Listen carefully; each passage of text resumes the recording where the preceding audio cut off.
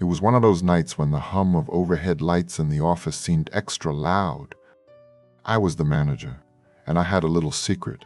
Every so often, I would hire one awful employee just to give the rest of the team someone to bond against, to make myself look like the hero when I eventually fired them. That week, I would hire a guy with no experience, a too wide smile, and a way of standing a little too still in the break room. The good employees complained about him just as I would planned, but as the day wore on, an uneasy feeling crept in. It was not just nerves. The bad employee, who never seemed to blink, kept glancing at the rows of cubicles like he was waiting for something or someone. The next day, as deadlines drifted past and the sky grew darker outside, my phone barely buzzed.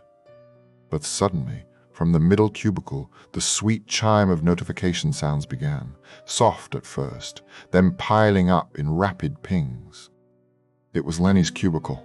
He was always so quiet, so careful. The pings grew insistent, echoing through the office's empty spaces, each one sharpening my nerves. But when I peered into the cubicle, Lenny was nowhere in sight. His phone kept lighting up, blank and silent except for those cheerful little notification noises echoing off the cubicle walls.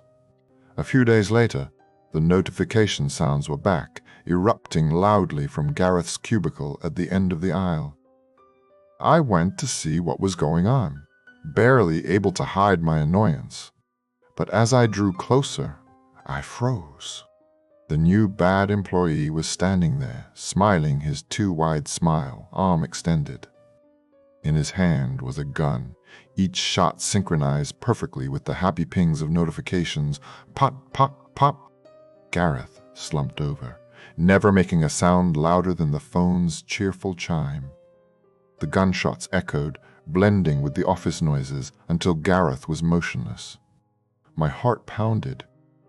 The new employee turned to me, grin stretching, and said, "I am the notification man." Then he walked away, leaving only the terrible music of dead phones behind. After that day, nobody ever came back for personal items. The office felt emptier than a warehouse at night, every ping of a phone a jolt in the dead silence. I never saw the new employee again, but sometimes, as I lock up after sunset, the sound of notification pings echoes behind me in the empty hallways, cheerful as ever.